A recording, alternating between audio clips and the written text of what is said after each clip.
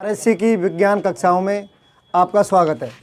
आज का फैक्ट, जो हमारा ब्रह्मांड है, मतलब हमारा ब्रह्मांड है, उसके अंदर लगभग 100 अरब आकाश गंगाएं हैं। कितनी हैं? 100 अरब आकाश गंगाएं हैं। ठीक है। जो हमारी आकाश गंगा है उसका नाम है मिल्की वे। क्या नाम है? मिल्की वे। और अब हम पढ़ते हैं मानव तंत्र का अगला टॉपिक, श्वसन तंत्र। कौन सा पढ़ेंगे? श्वसन तंत्र। अब देखो क्या होता है। सबसे पहला क्वेश्चन आता है, श्वसन होता क्या है? देखो, श्वसन को हम सिंपल भाषा में समझ सकते हैं, ऑक्सीजन को ग्रहण करना और CO2 को बाहर निकालना। क्या है? श्वसन। और ये सारी क्रियाएं कहाँ संपन्न होती हैं? हमारे ब्लड के द्वारा। किसके द्वारा? हमारे ब्लड के द्वारा संपन्न होती हैं। देखो होता क्या है, जो श्वसन क्रिया होती है उसमें ऑक्सीजन लेते हैं तथा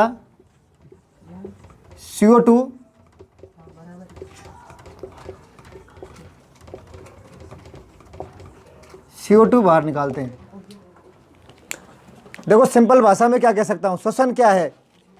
ऑक्सीजन ग्रहण करना तथा CO2 बाहर निकालना। क्या है? ऑक्सीजन ग्रहण करना तथा CO2 बाहर निकालना। अब देखो होता क्या है, अब श्वसन में ओनली ये एक ही प्रक्रिया नहीं होती है कि ऑक्सीजन लें और CO2 बाहर निकालें। इसके फलस्वरूप कुछ ऊर्जा भी बनती है। देखो, श्वसन के फलस्वरूप हमको एनर्जी भी मिलती है। जो एनर्जी हमको मिलेगी वो मिलती है ATP के रूप में। किसके रूप में? ATP के रूप में हमको ऊर्जा प्राप्त होती है। अब हम सिंपल भाषा में ये कह सकते हैं, जब हम श्वसन क्रिया करते हैं, ऐसा संभव नहीं है कि हम केवल ऑक्सीजन ही लें। देखो, वायुमंडल में सारी गैसें पाई जाती हैं। ऑक्सीजन है, नाइट्रोजन है, आर्गन है, उसके अलावा क्लोरीन है। ऐसी देखो काफ़ी गैसें पाई जाती हैं। ऐसा संभव नहीं है कि हमारी नाक के द्वारा सिर्फ एक ऑक्सीजन को लिया जाए। देखो, लेने को तो सारी गैसें ली जाती हैं, पर जो मुख्य कार्य रहता है वो रहता है ऑक्सीजन का। इसलिए हम कहते हैं श्वसन क्रिया के अंतर्गत ऑक्सीजन गैस को ग्रहण किया जाता है तथा CO2 गैस का निष्कासन किया जाता है। देखो, CO2 गैस रहती है हानिकारक गैस। CO2 गैस कैसी है? हानिकारक गैस। CO2 गैस को बाहर निकाल दिया जाता है तथा ऑक्सीजन गैस को ग्रहण किया जाता है। देखो, श्वसन क्रिया के फलस्वरूप हमको एनर्जी प्राप्त होती है। वो एनर्जी किस रूप में प्राप्त होती है? वो होती है हमें ATP के रूप में। अब बात आती है ATP की फुल फॉर्म। क्या है ATP? इसकी फुल फॉर्म होती है एडिनोसिन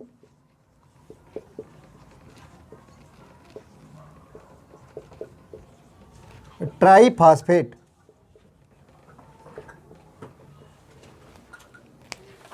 यह आप सभी उतार सकते हो। हम पढ़ रहे हैं मानव का श्वसन तंत्र।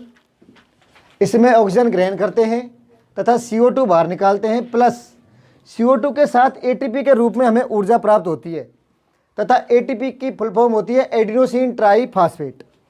यह आप उतार लीजिए।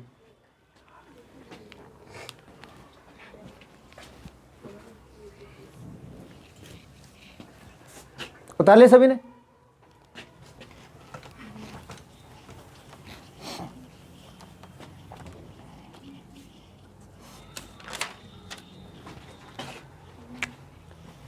अब इसके बाद आता है मानव का श्वसन तंत्र।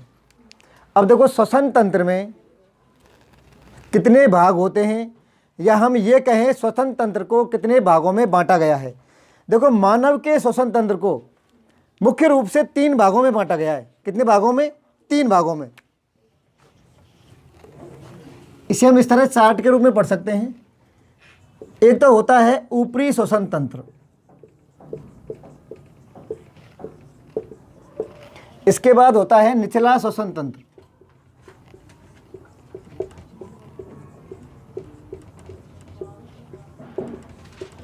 और इसका तीसरा भाग होता है श्वसन पेशियां।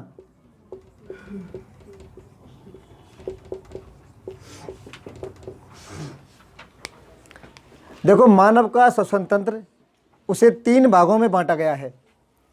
ऊपरी श्वसन तंत्र, निचला श्वसन तंत्र तथा श्वसन पेशियाँ। अब बात ये आती है कि तीनों श्वसन तंत्रों में कौन कौन से भाग आते हैं, कौन कौन से भाग आते हैं। सबसे पहले हम अध्ययन करेंगे ऊपरी श्वसन तंत्र का।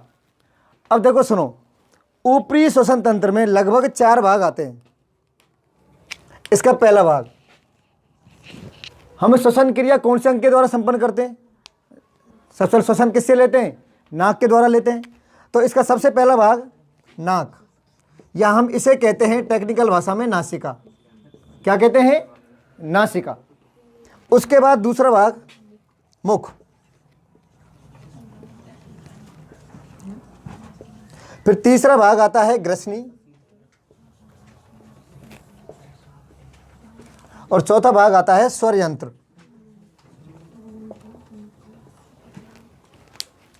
देखो, मानव श्वसन तंत्र का जो ऊपरी श्वसन तंत्र होता है उसको 4 भागों में बांटा गया है। सबसे पहले आती है नाक, या इसे हम कहते हैं नासिका। उसके बाद आता है मुंह, जिसे हम माउथ कहते हैं। इसके बाद आती है ग्रसनी। ये हमने देखो, इसके बारे में हमने पहले अध्ययन कर चुके हैं। हमने इसको पढ़ा था, कहाँ पढ़ा था आप बताइए? इसको पढ़ा था हमने पाचन तंत्र में। पाचन तंत्र में हमने पढ़ा था ग्रसनी को। और ग्रसनी के जस्ट नीचे होता है स्वर यंत्र। जैसा नाम से ही मालूम पड़ता है, स्वर यंत्र का मतलब ऐसा यंत्र जिसके द्वारा आवाज़ उत्पन्न होती हो। क्या होती हो? आवाज़ उत्पन्न होती हो। अब देखो, नासिका को कहते हैं इंग्लिश में नोज, और मुंह को कहा जाता है माउथ, ग्रसनी को कहा जाता है फेरिंग्स, फिर स्वरंत्र को कहा जाता है लेरिंग्स। ऊपरी श्वसन तंत्र के कितने भाग होते हैं? 4 भाग। नंबर 1 नासिका, नंबर 2 मुंह, नंबर 3 ग्रसनी, और नंबर 4 स्वर यंत्र, या इसे कहा जाता है लेरिंग्स। अब हम सबसे पहले अध्ययन करेंगे नासिका का।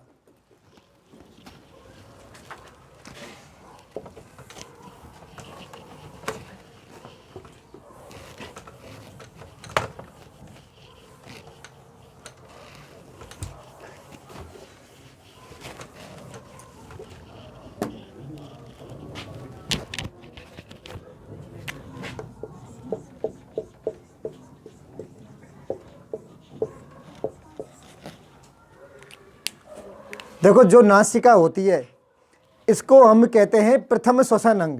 क्या कहा जाता है? प्रथम श्वसन अंग। हम देखो, सर्वप्रथम श्वास लेते हैं, किससे लेते हैं? नासिका के द्वारा। इसीलिए नासिका को कहा गया है प्रथम श्वसन अंग। इसके बाद जो हमारी नासिका रहती है इसे कहा गया प्रथम श्वसन अंग।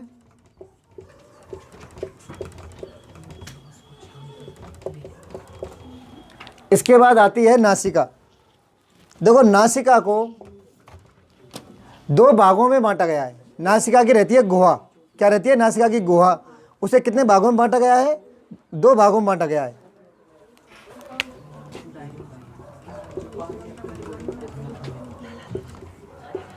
नासिका गुहा,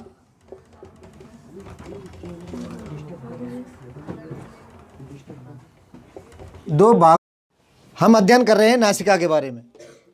नासिका मानव का प्रथम या प्राथमिक श्वसन अंग होता है। नासिका में होती है नासिका गुहा, और वो 2 भागों में बटी हुई रहती है। ठीक है, नासिका कितने भागों में बटी रहती है? 2 भागों में। इसके बाद आती है, देखो, नासिका में क्या पाए जाते हैं? बाल पाए जाते हैं, जिन्हें रोम कहते हैं। एक तो रोम पाए जाते हैं, या इन्हें बाल कहा जाता है। एक पाया जाता है श्लेष्मा। देखो, श्लेष्मा क्या है? श्लेष्मा एक लसलसा पदार्थ रहता है। अब देखो क्या रहता है, हमारी नासिका की खासियत, इसके अंदर जो भी वायु एंट्री करेगी वो रोम, बाल तथा श्लेष्मा, इनके द्वारा बिल्कुल फिल्टर हो जाएगी। वायु शुद्ध होकर हमारी श्वास नली में एंट्री करती है। वायु शुद्ध होकर कहाँ से जाएगी? नासिका से। और यह किसके कारण होता है? क्योंकि नासिका में पाए जाते हैं रोम, बाल व श्लेष्मा। अब इनका कार्य क्या है? जैसे बाहर के वातावरण में, यदि बाहर के वातावरण में फफूंद है तो क्या होगा, फफूंद हमारे नाक, जो नासिका के बालों में अटक जाएगी। कहने का मतलब ये है फफूंद हमारे फेफड़ों में नहीं पहुंचेगी। इसलिए देखो इनका क्या यूज है, नाक के बालों को कभी भी नहीं काटना चाहिए। क्यों? यदि हम इन बालों को या रोम को, इनको हम काट देते हैं, इनको काटने के बाद हमारी नासिका में फफूंद वगैरह एंट्री कर जाती है। एक तरह से हम ये कह सकते हैं कि हमने एक तरह से जहरीली श्वसन, जो भी वायु है वो बिल्कुल जहरीली अवस्था में हो जाती है। इसीलिए श्लेष्मा, बाल व रोम, ये 3 चीज़ें नाक में पाई जाती हैं। इसके अलावा देखो नाक में एक स्ट्रक्चर पाई जाती है कुछ इस तरह, इस तरह। इसका मतलब देखो नाक अंदर से ऐसी रहती है नासिका। इसका मतलब ये है, देखो जैसे यहाँ से वायु एंट्री करी, अब वायु देखो कितने चक्कर लगाएगी। सबसे पहले एंट्री करी, इधर गई, फिर इधर गई। ऐसा नहीं होता कि हमने वायु ग्रहण की और वो डायरेक्ट ही श्वास नली में पहुँच गई। यहाँ पे हेयर्स हैं, रोम है, उसके अलावा इस तरह की कुछ संरचनाएं पाई जाती हैं।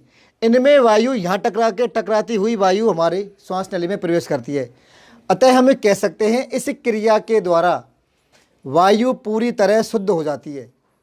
वायु पूरी तरह शुद्ध होकर ही कहाँ पहुँचती है, हमारे फेफड़ों के अंदर वायु प्रवेश करती है। अब देखो ये तो कुछ बात है नासिका के बारे में। अब आप इसको उतार लीजिए।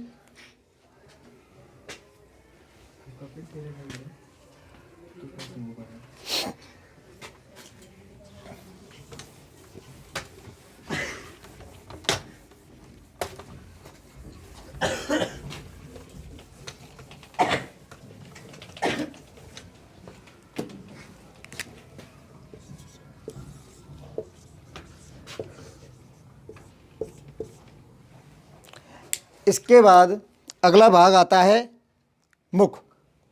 यह हमारा मुंह। देखो इसे कहा जाता है द्वितीयक श्वसन अंग। क्या कहा जाता है? द्वितीयक श्वसन अंग।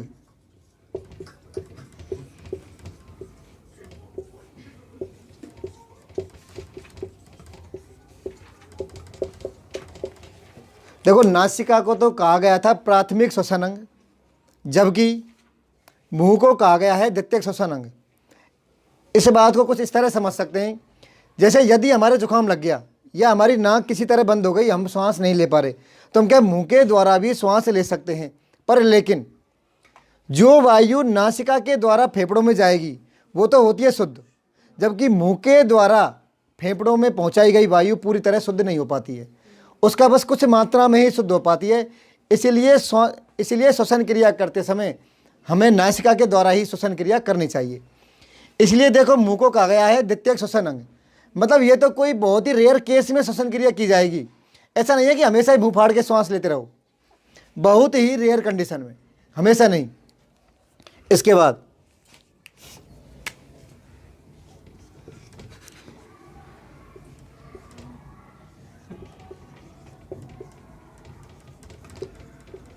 हम कह सकते हैं मुंह के द्वारा ग्रहण की गई वायु कम शुद्ध होती है।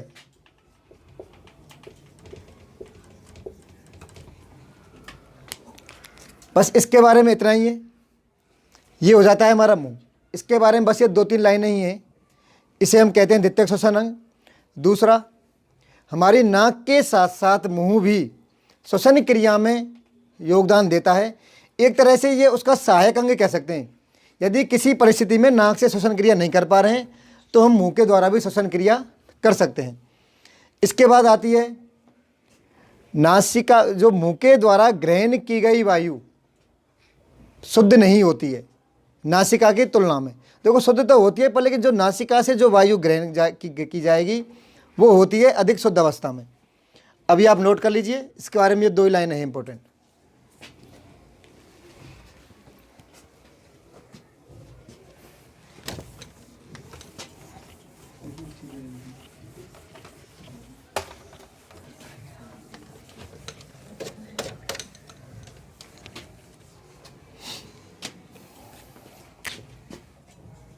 इसके बाद आता है तीसरा श्वसन अंग, जिसे कहा जाता है ग्रसनी,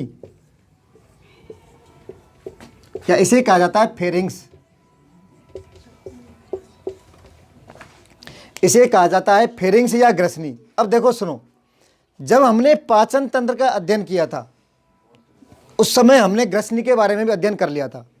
इसके बारे में क्या पढ़ा था? जो हमारी मुख्य गुहा होती है वो एक कुप्पी नुमा संरचना में खुलती है। कैसी संरचना में? कुप्पी नुमा में। और उस कुप्पी नुमा संरचना को कहा गया है ग्रसनी। क्या कहा गया है? ग्रसनी। अब देखो ग्रसनी का कार्य क्या रहता है। देखो ग्रसनी के पश्च सिरे पर एक ढक्कन पाया जाता है, उसे कहा जाता है गांठी ढक्कन, या इसका दूसरा नाम है, इसे कहा जाता है एपिग्लोटिस।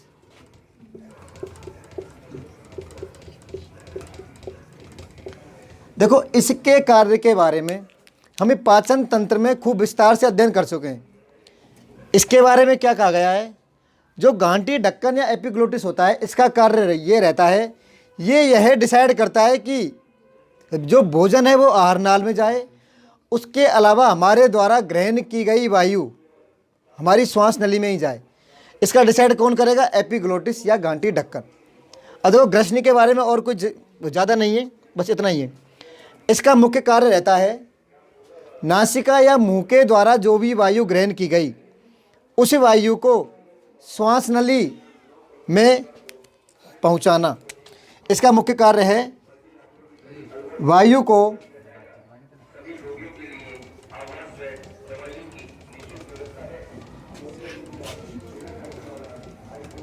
श्वास नली में पहुंचाना। देखो ग्रसनी का मुख्य कार्य वायु को श्वास नली में पहुंचाना। ग्रसनी कैसी होती है? ये होती है ये कुप्पी नुमा संरचना। कैसी रहती है? ये होती है कुप्पी नुमा संरचना होती है। इसके बारे में ये 3 बातें इंपॉर्टेंट हैं। कुप्पी नुमा संरचना होती है तथा ये वायु को श्वास नली में पहुंचाने का कार्य करती है, तथा इसके पश्च सिरे पर गांठी ढक्कन या एपिग्लोटिस पाया जाता है। इसका कार्य रहता है वायु को श्वास नली में पहुंचाना और तथा मतलब भोजन को आहार नाल में पहुंचाना। इतना सा काम है ग्रसनी का। यह आप नोट कर लीजिए।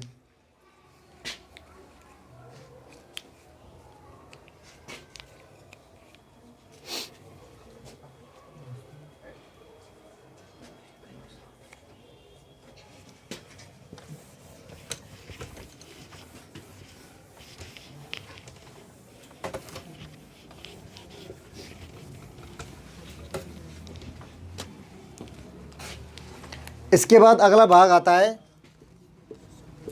उसे कहते हैं स्वर यंत्र या लैरिंग्स।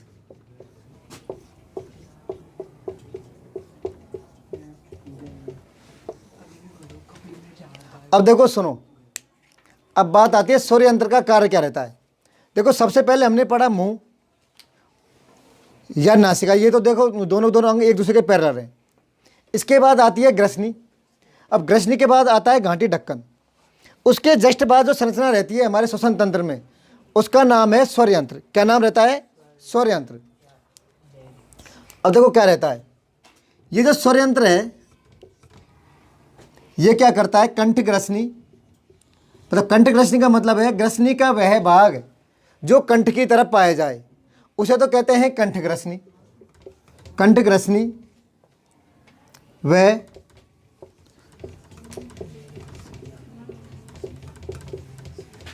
श्वास नली को जोड़ता है।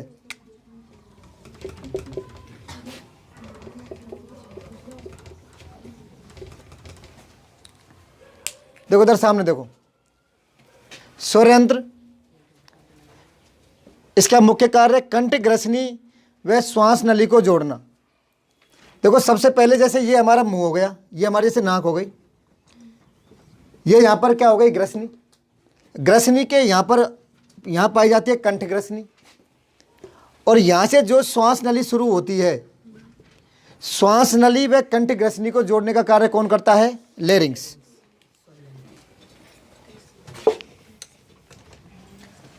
इसके अलावा लैरिंग्स की एक और खास बात, लैरिंग्स में 9 प्रकार की उपास्थियां पाई जाती हैं। कितने प्रकार की? 9 प्रकार की।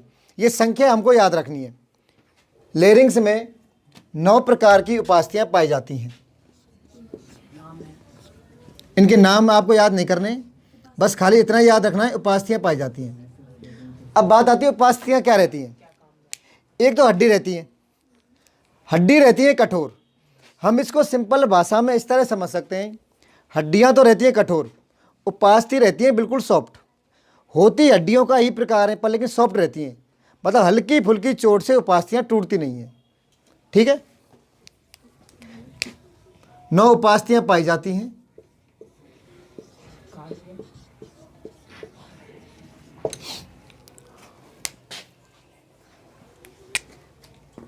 अब देखो सुनो, अब इसके नाम से मालूम पड़ता है स्वर यंत्र। इसका मतलब है जो हमारे मुंह के द्वारा ध्वनि उत्पन्न होती है वो हमारे मुंह के द्वारा नहीं होती, वो किसके द्वारा होती है? स्वर यंत्र के द्वारा। यदि किसी का स्वर यंत्र क्षतिग्रस्त हो गया तो वो व्यक्ति कभी भी बोल नहीं पाएगा। अब देखो इसमें ऐसा क्या पाया जाता है, इसमें पाए जाते हैं स्वर तंतु। क्या पाए जाते हैं? स्वर तंतु।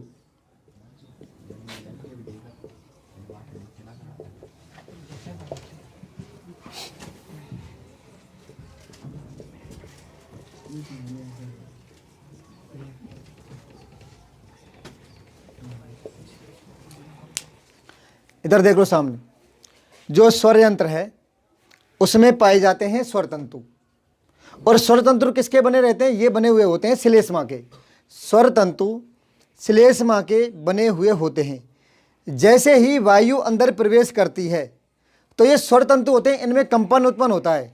उस कंपन के फलस्वरूप ही जो हमारे मुंह से ध्वनि निकलती है वो किससे निकलती है? क्योंकि स्वर तंतुओं में वायु के द्वारा कंपन होता है, उस कंपन के फलस्वरूप ही ध्वनि का निर्माण होता है। इसके लिए खास बात, स्वर यंत्र मुख्य कार्य कंठ ग्रसनी व श्वास नली को जोड़ने का कार्य करता है। दूसरा, यह 9 प्रकार की उपास्थियों से मिलकर बना होता है। सिर्फ आपको एक लाइन याद करनी है, 9 प्रकार की उपास्थियों से मिलकर क्या बना रहता है? स्वर यंत्र।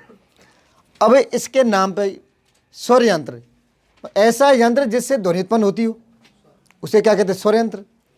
अब बात आती है कि इससे ध्वनि उत्पन्न क्यों होती है। इसमें पाए जाते हैं स्वर तंतु। क्या पाए जाते हैं? स्वर तंतु, या इन्हें कहते हैं इंग्लिश में वोकल फाइबर। क्या कहते हैं? Vocal fibre. ये बने हुए रहते हैं श्लेष्मा के, स्वर तंतु बने हुए रहते हैं श्लेष्मा के, और ये हमारे पाए जाते हैं स्वर तंत्र में। जैसे ही इनसे वायु टकराएगी, वायु के टकराने के फलस्वरूप इनके अंदर कंपन उत्पन्न होता है तथा हमें ध्वनि सुनाई देती है, तथा हमें ध्वनि उत्पन्न होती है या ध्वनि सुनाई देती है, एक ही बात। अब आप इसको नोट कर लीजिए, स्वर यंत्र।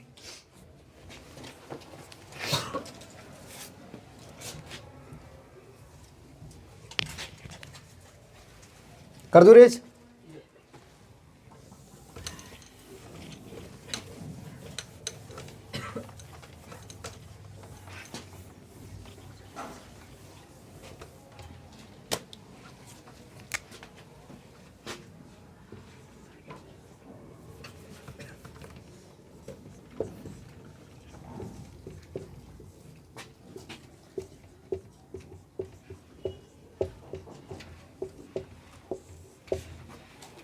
देखो अब तक जो हमने 4 भाग पढ़े थे वो पढ़े थे ऊपरी श्वसन तंत्र के। इसके बाद आता है निचला श्वसन तंत्र। अब देखो निचले श्वसन तंत्र में भी इसके अंदर 3 भाग रहते हैं। नंबर 1, सबसे पहले पाई जाती है श्वास नली। नंबर 2, श्वसनी तथा श्वसनिका।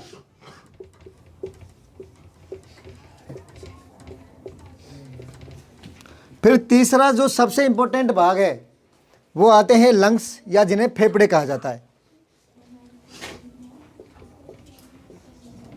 फेफड़े या इन्हें लंग्स कहा जाता है। श्वास नली को कहा जाता है ट्रेकिया।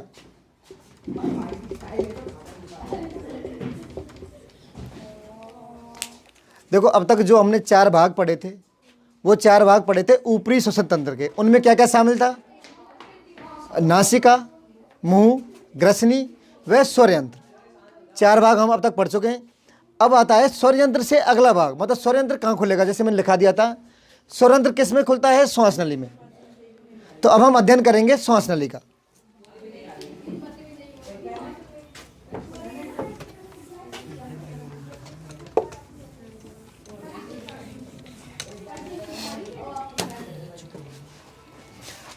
अब सबसे पहली बात आती है कि श्वास नली किससे जुड़ी रहती है, स्वर यंत्र से।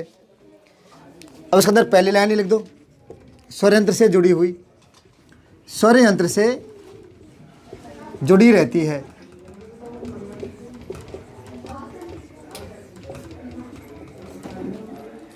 श्वास नली किससे जुड़ी रहती है, स्वर यंत्र से। इसकी लंबाई, अब बात आती है ये इसकी लंबाई कितनी रहती है। श्वास नली की लंबाई लगभग 5 इंच होती है। कितनी होती है, लगभग 5 इंच।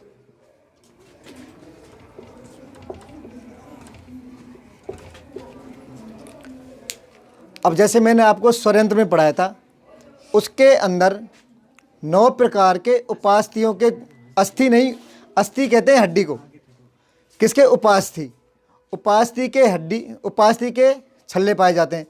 इसी तरह देखो श्वास नली में भी उपास्थि के छल्ले पाए जाते हैं, पर इसमें क्या फ़र्क है, इसके अंदर पाए जाते हैं वो सी आकार के, जो इंग्लिश का जो वर्ड है सी, सी के जैसे उपास्थि के छल्ले पाए जाते हैं।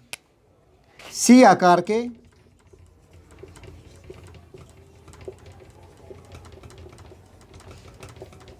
उपास्थि के छल्ले।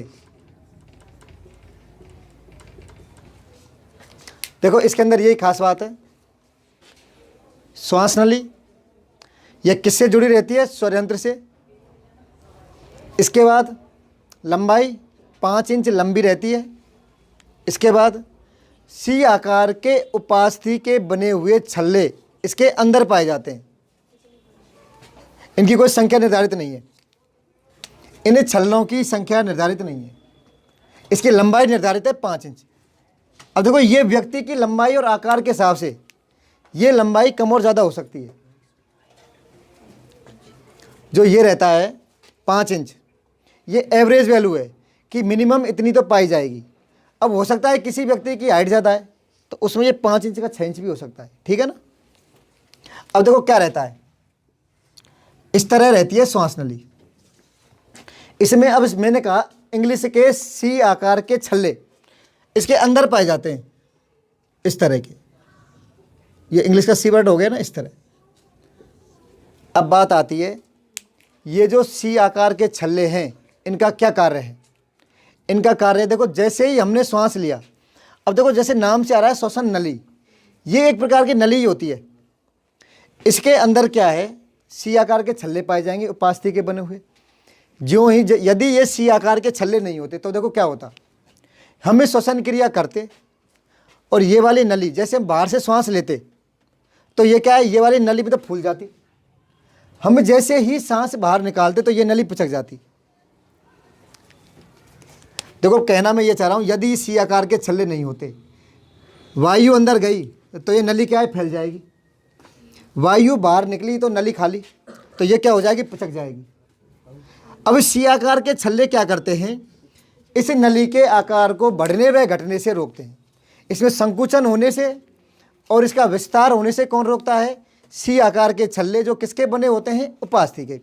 उपास्थि एक हड्डी का ही प्रकार है जो बिल्कुल लचकदार होती है, उसे हम एक तरह से सॉफ्ट कह सकते हैं। जैसे हमारी नाक, नाक के बीच में जो मिडिल में जो रहती है उपास्थि रहती है। अब देखो क्या करते हैं, जो हमारे बॉक्सर रहते हैं वो क्या करते हैं, इसको निकलवा देते हैं। नाक के अंदर जो हड्डी पाई जाती है, हड्डी को निकलवा कर उपास्थि लगवा लेते हैं। आपने देखा होगा बॉक्सरों की नाक पे कितने भी किक पड़ जाएं, नाक उनकी टूटती नहीं है। क्यों, क्योंकि ये रीज़न है, वो उपास्थि लगवा लेते हैं। ऑपरेशन करवा के हड्डी को, नाक में जो बोन पाई जाती है उसको हटवा देंगे, उसकी जगह उपास्थि लगवा लेते हैं। उपास्थि लचकदार होती है और वो टूटती नहीं।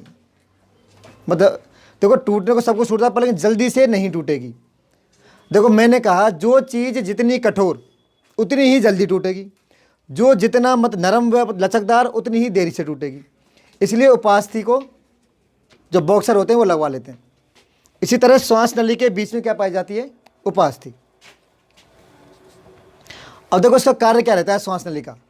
श्वास नली का मुख्य कार्य लेरिंग्स से वायु को ग्रहण करना तथा वायु को कहाँ पहुँचाना, श्वसनिका में। किस में पहुँचाना, श्वसनिका में पहुँचाना, श्वसनी व श्वसनिका में पहुँचाना।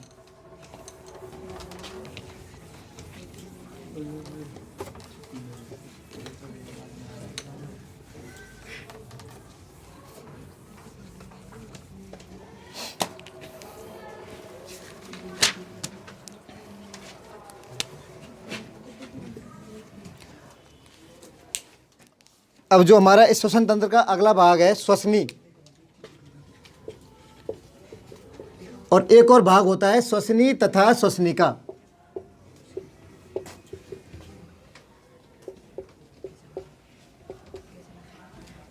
देखो इन दोनों भागों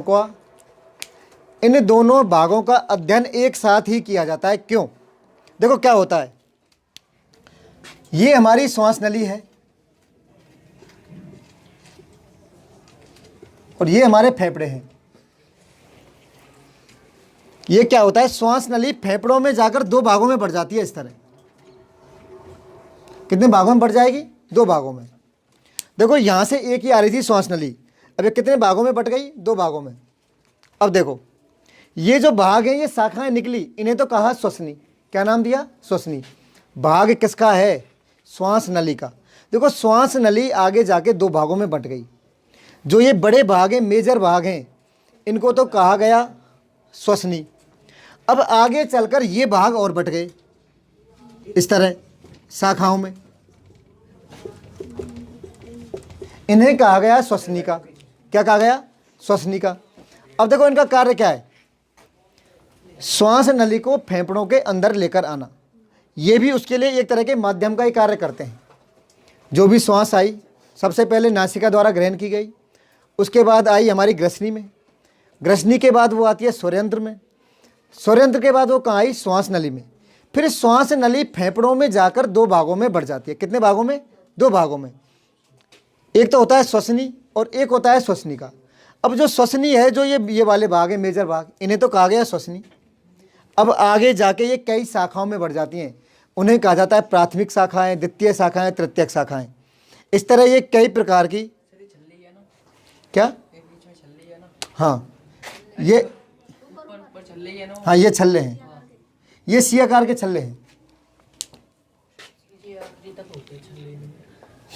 अब देखो क्या रहता है, अब ये वाली जो ये शाखाएं हैं, ये शाखाएं किसका भाग थी, श्वास नली का।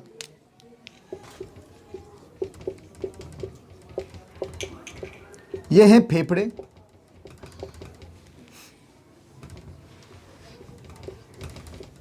श्वसनी व श्वसनी का।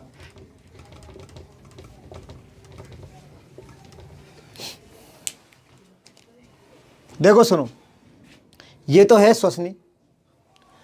आगे जाके ये देखो तीन प्रकार की शाखा बढ़ती है। जो इनमें से पहली ब्रांच निकली, ब्रांच निकलने का मतलब है ये भाग आया, एक शाखा बट गई। ये कौन सी शाखा, इसे कहूँगा प्राथमिक शाखा। एक और ब्रांच निकल गई, इसे मैं कहूँगा द्वितीय शाखा। इसमें से एक और ब्रांच निकल गई, इसे मैं कहूँगा तृतीयक शाखा। कौन सी शाखा, तृतीयक शाखा। जो ये तृतीयक शाखा है, इसे क्या नाम दिया गया है, इसे नाम दिया गया है श्वसनी का। क्या नाम दिया गया है, श्वसनी का। अब देखो जहाँ पर ये शाखाएं खत्म हो जाएंगी, वहाँ पर एक अलग स्ट्रक्चर आ जाएगी, उसको नाम दिया गया है कूपिकाएं। क्या नाम दिया गया है, कूपिकाएं। ये बिल्कुल छोटी छोटी गोलाकार संरचनाएं रहती हैं, एक तरह से गुब्बारे के समान संरचनाएं रहती हैं। जो हमारी नली रहती है, देखो ये पूरा नली तो है, ये नली यहाँ जाके दो भागों में बट गई, दोनों फेफड़ों में। यहाँ कर इसके ये जो तो ब्रांचों में बटी, इन वाली ब्रांचों को कहा श्वसनी। अब इन ब्रांचों की जो लास्ट शाखा बनी, जिसे हमने कहा तृतीयक शाखा, उसे हमने कहा श्वसनिका। अब ये श्वसनिका है, उसके अंतिम छोर पर ये गुब्बारे के समान या फिर कुप्पी के समान एक संरचना पाई जाती है, उसका नाम दिया गया, उसे कहा गया कूपिकाएं। क्या नाम दिया गया, कूपिकाएं। इसे इंग्लिश में कहा जाता है एल्वियोलाई। इसे नाम दिया गया एल्वियोलाई। ये आप उतार लीजिए एक बार।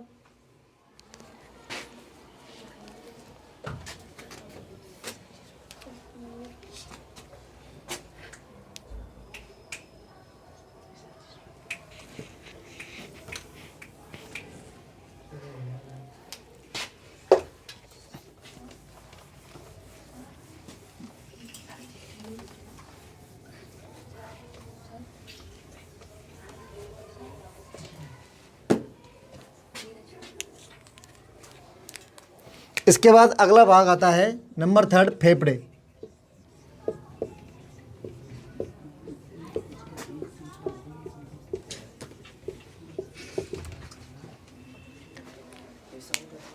सबसे पहली बात, मैंने आपको डायग्राम पहले बना दिया था, फेफड़े उस तरह के रहते हैं।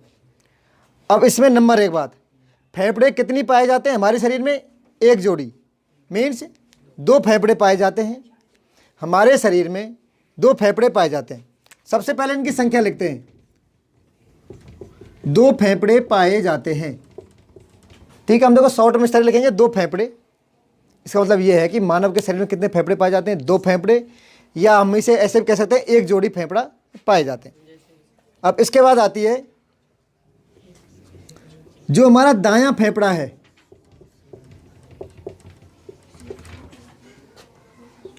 दायां फेफड़ा या दायां फेफड़े की लंबाई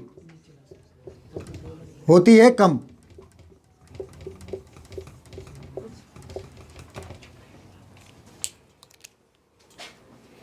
इसका मतलब क्या है? जो हमारी दाहिने हाथ की तरफ जो फेफड़ा पाया जाएगा उसकी लंबाई बाएं फेफड़े से कम रहती है। उसकी लंबाई किससे कम रहती है? बाएं फेफड़े से। इसका मतलब क्या हो गया? इस लाइन को दूसरी तरह से लिख सकता हूं, बायां फेफड़ा तुलनात्मक रूप से अधिक लंबा होता है, तुलनात्मक रूप से अधिक लंबा होता है।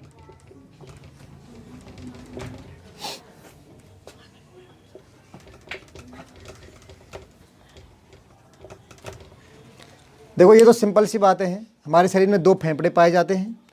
जो हमारे दाहिनी तरफ जो फेफड़ा पाया जाएगा उसकी लंबाई तो होती है कम। देखो इस बात तो गौर करना, लंबाई तो होती है बाएं फेफड़े की तुलना में कम, पर लेकिन जिसकी लंबाई कम है उसकी चौड़ाई अधिक है। आई बात समझ? इसकी लंबाई तो कम है पर लेकिन चौड़ाई अधिक है। इसकी लंबाई अधिक है पर लेकिन इसकी चौड़ाई कम होती है। जो अधिक लंबा है उसकी चौड़ाई कम है, और जिसकी लंबाई अधिक है उसकी चौड़ाई कम है, और तथा जिसकी लंबाई कम है उसकी चौड़ाई अधिक है। दोनों चीज़ें एक दूसरे के रिवर्स हैं। ठीक है,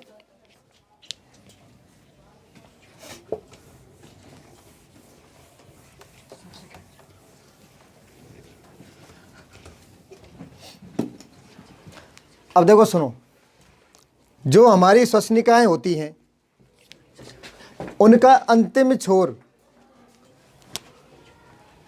होता है, उस पर एक मैंने बताया था गुब्बारे नुमा संरचना रहती हैं। देखो जो हमारी श्वास नली है वो कहाँ जाके खुलती है? फेफड़ों में। हम कह सकते हैं श्वसनिका व श्वसनिका व श्वसनी दोनों कहाँ पाई जाती है? फेफड़ों के अंदर। प्लस जो श्वसनिका का अंतिम छोर है उस पर पाई जाती हैं वायु कूपिकाएं। क्या पाई जाती हैं? वायु कूपिकाएं।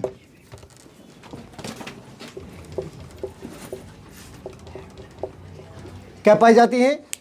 वायु कूपिकाएं। अब बात आती है ये वायु कूपिकाएं कहाँ पाई जाती हैं? फेफड़ों में। इनकी संख्या लगभग 30 मिलियन होती है। कितनी होती है? लगभग 30 मिलियन। अब देखो 30 मिलियन से क्या तात्पर्य, क्यों होती है इतनी ज़्यादा? इसका मतलब ये है, देखो जिस व्यक्ति का फेफड़ा जितनी अधिक मात्रा में वायु एब्जॉर्ब करेगा उसमें आरबीसी का निर्माण भी उतना अधिक होगा, और वो व्यक्ति उतना ही स्वस्थ रहता है।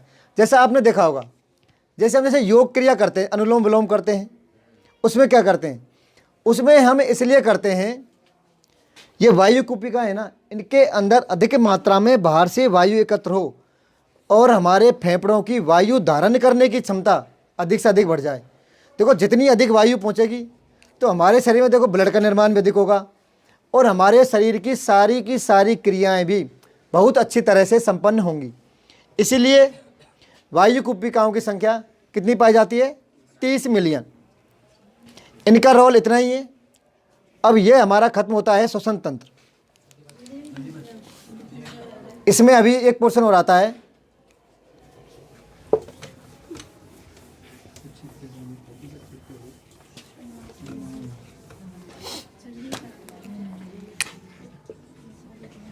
जो मैंने आपको तीसरा भाग लिखाया था, वो लिखाया था श्वसन पेशियां। क्या लिखाया था? श्वसन पेशियां।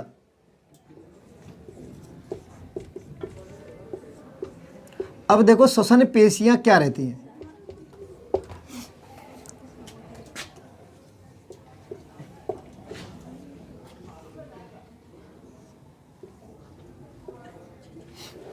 ये हमारे दोनों फेफड़े हैं। क्या है? फेफड़े।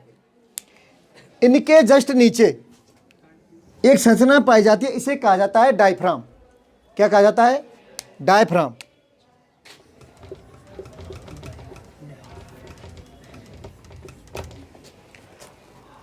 देखो क्या होता है, ये डायफ्राम, ये जैसे ही फैलेगा, फैलेगा मतलब इसका आकार इधर बढ़ेगा, तो क्या होता है? देखो, तो वायु हमारे शरीर से बाहर निकल जाएगी। ये सिकुड़ा तो हमें श्वसन लेंगे। मतलब कहने का ये है, हमें श्वसन क्रिया हम किससे लेते हैं? नासिका से। यदि डायफ्राम में संकुचन हो गया, संकुचन से मतलब है यदि डायफ्राम सिकुड़ गया, ये सिकुड़ेगा तो ये क्या होगा? इनको दबाएगा, इनको दबाएगा। फिर क्या होगा? इनके सिकुड़ने के फलस्वरूप जो हमारी नासिका है, नासिका बाहर से वायु ग्रहण करेगी। क्या करेगी? नासिका बाहर से वायु ग्रहण करेगी। किसके कारण? डायफ्राम के संकुचन के कारण। जैसे ही डायफ्राम फैल गया, जाएगी शरीर से, मीन्स CO2 वगैरह शरीर से कहाँ निकल जाएंगी? बाहर। और O2 वगैरह कब एंट्री करेंगी? जब डायफ्राम में संकुचन होगा। जब डायफ्राम में फैलाव होगा तो क्या होगा? CO2 बाहर जाएगी। CO2 से मतलब यह है, जो भी गैसें शरीर से बाहर निकलेंगी वो डायफ्राम के फैलने के फलस्वरूप निकलेंगी। जैसे ही डायफ्राम में सिकुड़न हुआ तो बाहर से वायु हम ग्रहण करेंगे। मतलब एक तरह का संकेत रहता है कि अब हमको बाहर से वायु ग्रहण करनी है। यह किसके कारण होता है? डायफ्राम कारण। डायफ्राम एक प्रकार की पेशी होती है, इन्हें कहते हैं पेशियाँ। ये पेशियाँ फेफड़ों को घेरे रहती हैं और फेफड़ों के चारों तरफ क्या पाई जाती हैं? पसलियाँ। हमारे फेफड़ों की सुरक्षा करने के लिए फेफड़ों के चारों तरफ पाई जाती हैं पसलियाँ। क्या पाई जाती हैं? पसलियाँ। इन पसलियों में से ही एक भाग होता है डायफ्राम। क्या होता है? डायफ्राम। ये होती है हमारी श्वसन क्रिया।